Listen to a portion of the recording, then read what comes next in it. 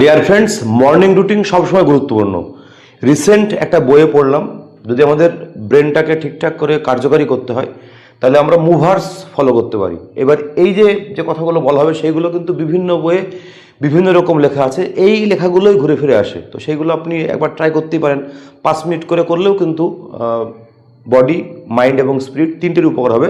তো M for হচ্ছে meditation. Meditation সবসময় ভালো, যে কোনো ফর্মে আপনি মেডিটেশন করতে পারেন। M for meditation. O for oxygenation, মানে ব্রিদিং এক্সারসাইজ, শ্বাস নেওয়া শ্বাস ছাড়া, খুব ইম্পর্ট্যান্ট আফটার সানরাইজ বা বিফোর সানরাইজ। ভিজুয়ালাইজেশন, ডেলি আপনার শর্ট টার্ম লং টার্ম গোলটাকে ভিজুয়ালাইজ করতে হবে আর কি। এটাও কিন্তু একটা ক্রিয়েটিভ ভিজুয়ালাইজেশন বলছে আর কি। তারপর হচ্ছে ই ফর এক্সারসাইজ, এটা free hand exercise, walking, everything খুব ইম্পর্টেন্ট বডির জন্য।